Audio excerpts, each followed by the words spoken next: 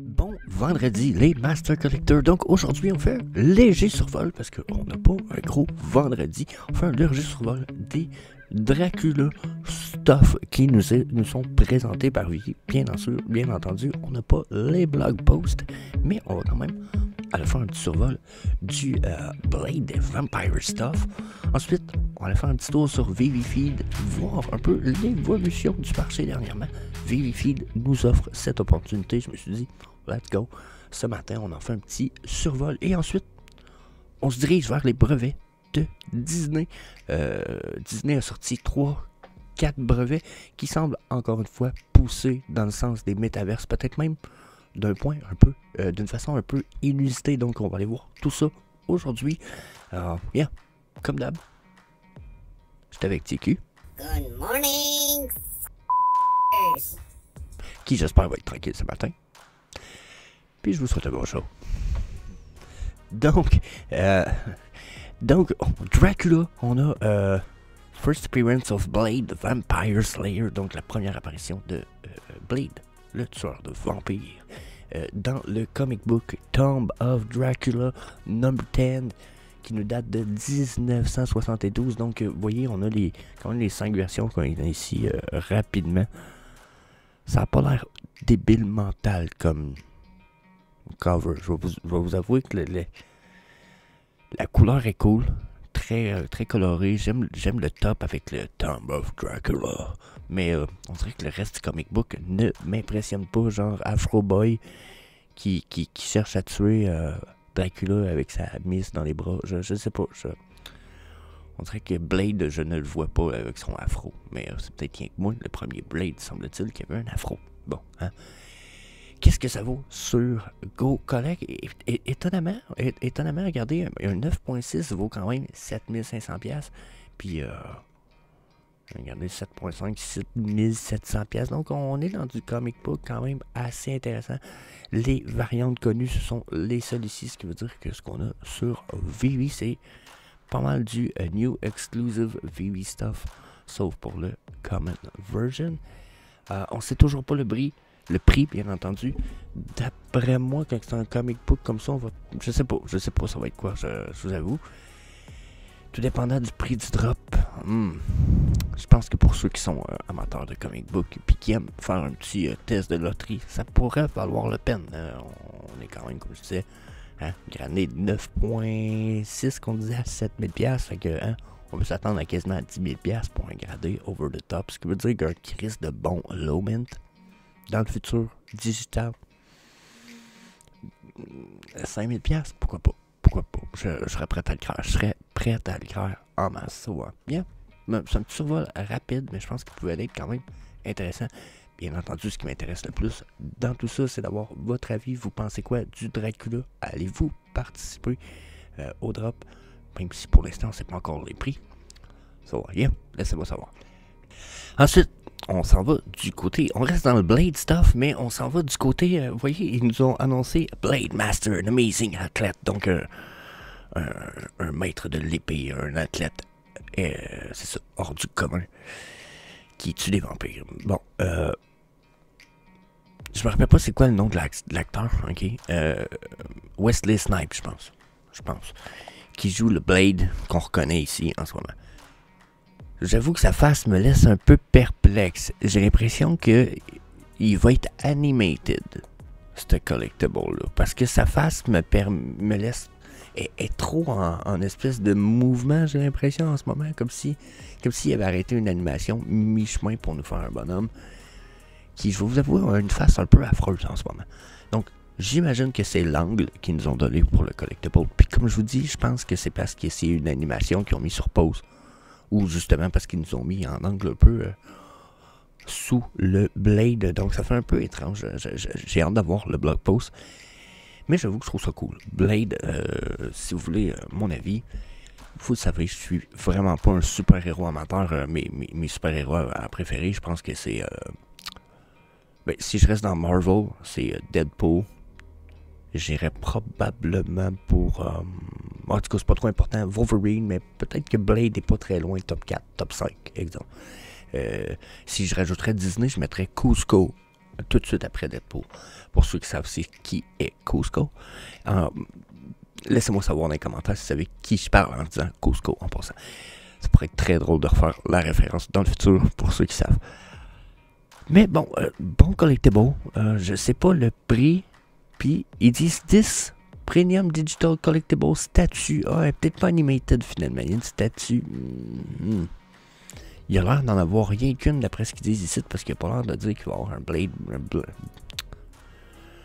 n'ont pas l'air de dire qu'il va y avoir une blind box, qui veut dire une espèce de boîte à surprise. Donc là, j'ai hâte de voir ce qui se passe. Pas le plus excité du monde, mais j'avoue quand même content. Bon, je pense que pas à s'exciter là. On n'a toujours pas les nouvelles de prix non plus, ni du supply de tout ça.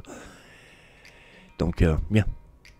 That's it, on va jumper right away au next stuff. Là, on va aller faire un tour sur VeVeFeed. Donc, je me suis dit, on va regarder ce qui se passe. Question du monthly sur VeVeFeed. On voit, regardez ici, pumping. C'est quand même intéressant, ce petit site-là. Là, je peux le booster un petit peu en size. Donc, vous voyez, Market Activity, on a quand même 5% plus de transactions dans les 30 derniers jours versus les 30 derniers jours d'avant. On a... tabarnak, on a 185 millions d'achats de gems. Ben voyons donc, ça fait pas de sens. Je sais pas si les chiffres sont vrais. Si c'est vrai, wow. 185 millions d'achats de gems dans les 30 derniers jours. Tabarnak. C'est quand même impressive. Active Wallet, 14 000, c'est 1,34% de plus. Donc vous voyez, on n'a pas des augmentations de plus, sauf dans les transactions. Ici, les pourcentages sont bas. Donc, depuis les 30 derniers jours, ça a l'air comme tranquille, mettons. Tranquille pour la question augmentation. J'ai l'impression que nous autres, on a de l'augmentation dans nos prix de market quand même. Okay? Si je regarde toutes les transactions dans les 30 derniers jours, là, en ce moment, ils comptent 28 derniers jours, mais regardez encore une fois. Hop là, il faut que je le dézoome, je pense, la gang, parce qu'on ne le verra pas tout. Ça se peut-tu? 10, 16... comme ça, je pense que je le vois tout. Bon. Donc, si on regarde ici, là, vous voyez, c'est transaction totale. Hein, ça, c'est par jour. Là. On a quand même dit 10 000, 5 000 pour... c'est la même journée, ça? C'est une autre journée. 10 000, 5 000, 3 000, 4 000, 9 000. Ça nous fait quand même guérissement de la transaction. Là. Hein? Puis si on regarde juste les comics versus les collectibles. On voit qu'il y a beaucoup d'achats de comics, probablement à cause du Master Collector Program. On peut regarder peut-être sur les 90 derniers jours.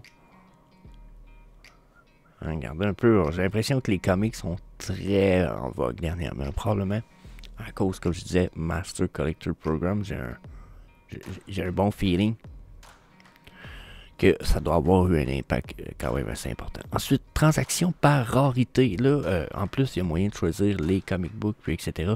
Donc, peut-être juste... je vais mettre ce qui est en corrélation. Regardez, les secrets rares comiques en rose versus les collectibles. On voit qu'il y a beaucoup plus. On est à 900 versus 20 achats de comics secrets rares. Probablement aussi parce que les comic books qui sont plus de rareté élevée sont souvent beaucoup plus chers que les collectibles secret rares. On a beaucoup plus de collectibles, si je me trompe pas aussi. Non, peut-être pas. Je vais dire, on a peut-être plus de collectibles secret rares qu'on a de comic book, mais je sais pas ça. Mais une chose est sûre, on a beaucoup plus de collectibles secret rares que leur prix est bas, selon moi, versus les comic books. Bon, après ça, c'est mon avis. Si je me trompe, puis vous avez le moyen de me prouver que j'ai tort, bien sûr, laissez-le moi savoir. Vous savez, je suis pas là pour avoir raison ultimement, je suis là pour partager un peu tout ça avec vous. Donc vous voyez, question ultra rare, même chose, puis je pense qu'on va voir ça pour toutes les raretés, on va avoir beaucoup plus d'achats, je pense, de collectibles que de comic book. On voit que les lignes de comic book me semblent être plus dans le bas ici. Là, ça ici c'est number, ok, ils mettent les numbers pas. Bon, c'est pas plus efficace en bar chart. Mais je trouve que on voit qu'on a beaucoup de comic books, probablement, comme je disais. Moi, j'ai vu beaucoup de gens, puis il y en a beaucoup qui m'ont écrit pour me dire moi, j'accumule les comic books à 1, 2, 3 gems qui me donnent des points gratuits, Master Collector Program quasiment. à fond de caisson. Ça revient super pas cher. Puis ça augmente la possibilité des drops à côté. Donc, yeah, je pense que c'est une des raisons qu'on va voir beaucoup plus de comic book achetés. Où c'est qu'elle est la charte? Si je regarde ici, je vois plus de comic book que de collectibles achetés dans les 90 derniers jours. Mais je pense que c'est le pourquoi aussi que si ici il faudrait que je fasse des comparaisons, on doit avoir plus d'achats de comics que de collectibles. Pas certain, mais on va regarder vite fait. Je vais juste mettre les uncommon avec les uncommon. Ah non, on a plus de collectibles. Non, on a un peu. Comic uncommon, ah c'est ça, on a plus d'achats de comic book. Donc, yeah, je pense que c'est quand même assez clair. Pour ce qui est du Gem Purchase, là, j'ai mis le all-time sur les Gem Purchase parce que je voulais qu'on voit que les autres, depuis le 15 février 2022, qui ont des stats ici sur les Gem Purchase. Sur les achats de gems, je m'excuse. On voit qu'à un moment donné, là, il y avait des... je pense que c'était 8 millions d'achats par jour ici, 230 000... 360, c'est pas trop sûr, là, mais genre 4 millions le 28 mai 2022. Je sais pas ce qu'on voyait, je sais pas c'est quoi qui s'est passé dans ces journées-là. Ok, probablement qu'il y a peut-être des faux positifs là-dedans. Mais si je me fierais pas aux faux positifs, là, je pourrais probablement quand même arriver puis mettre des trendlines. Vous allez voir que là, pas très fiable ma trendline, elle serait sûrement mieux comme ça.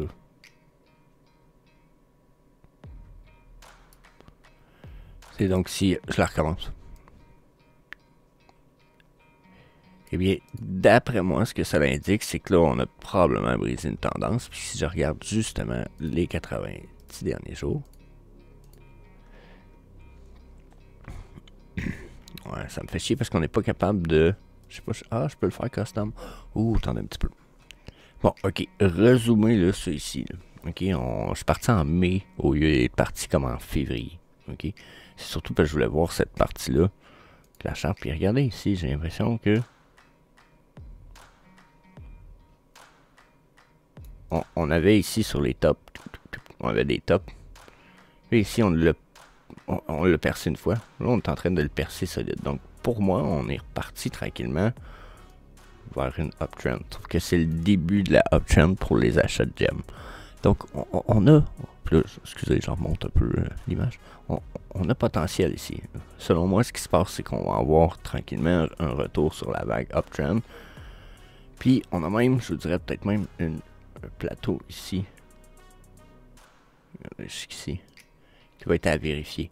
Donc, quand ici, on va réussir à venir percer, arriver à cette ligne-là ici, on va sûrement avoir un peu de résistance si on se fie à la théorie des chartes qui, pour l'instant, a fonctionné avec le Forex, le crypto.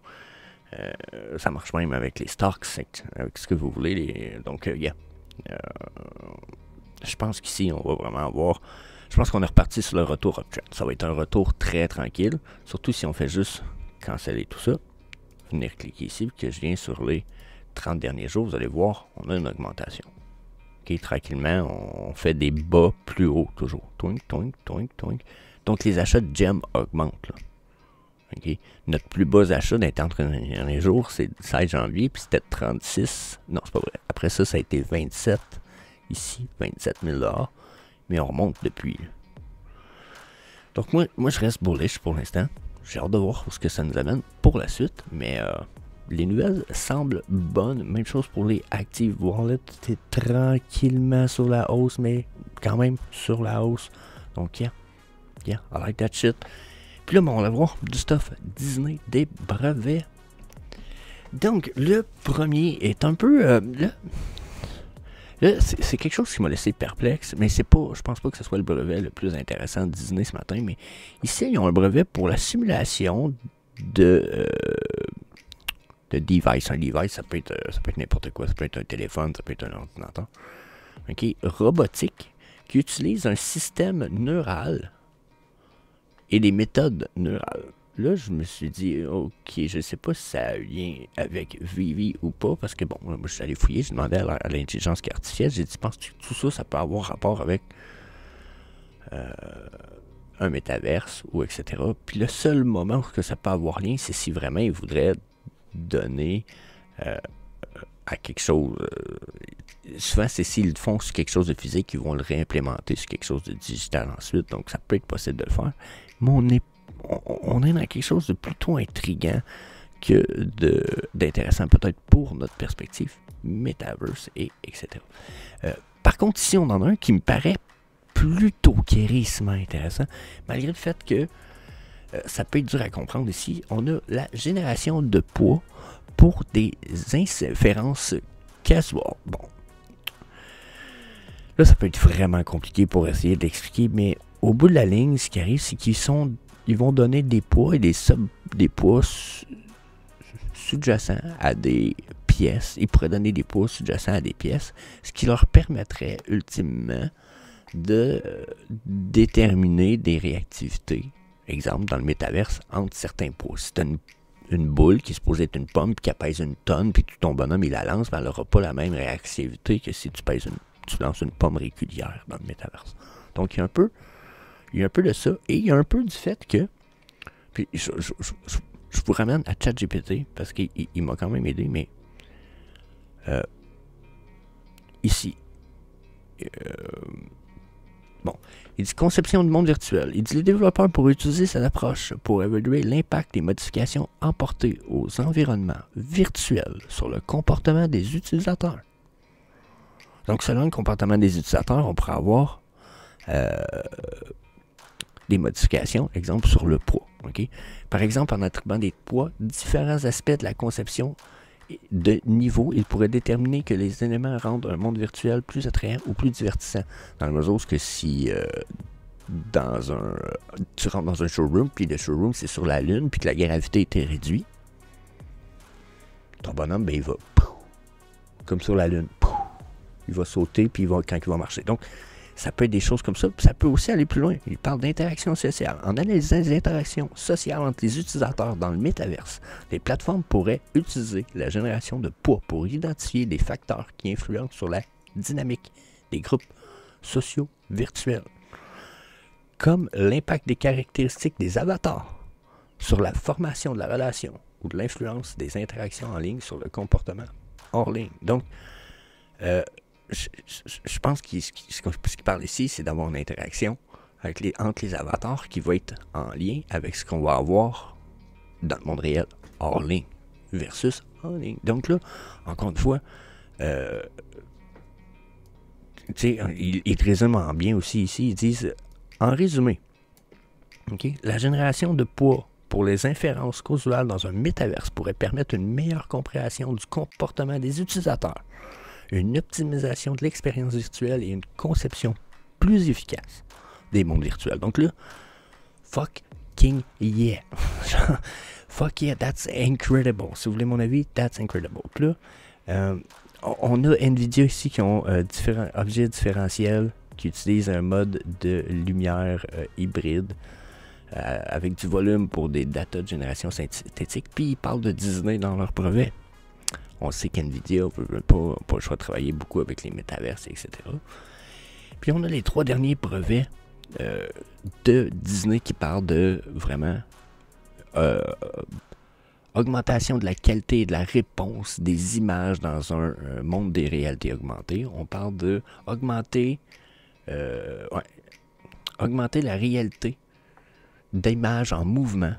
On parle encore de métaverse. Puis Augmented Reality Enhancement of Image. Donc, c'est déjà amélioration des images dans un monde de réalité augmentée. Donc là, on est vraiment dans l'augmentation de la qualité dans des brevets qui sont poussés pour travailler vraiment à fond Metaverse, réalité augmentée, etc. Donc, fuck, si vous voulez mon avis, Disney se lance quand même assez bien avec son métaverse. Est-ce que ça va avoir des liens avec Vivi?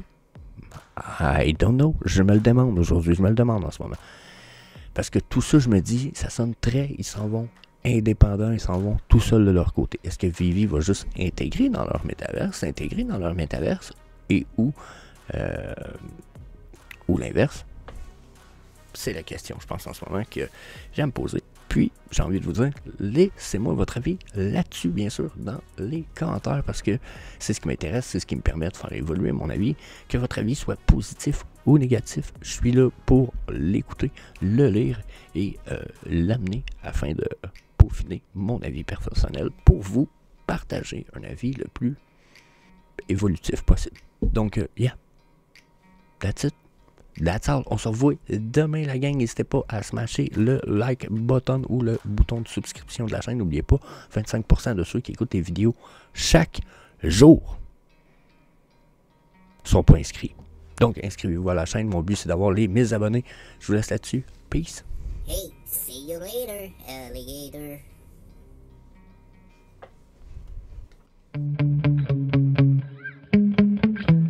Yeah. Sometimes I get so mad, there's no controlling me. My thoughts get so bad, I'm like, I might grab a bat, I don't know. My wrath, my blood boils over like, oh God, here goes. I lost all feeling from my head to my toes. You said some shit that I can't let go, so just stay tuned.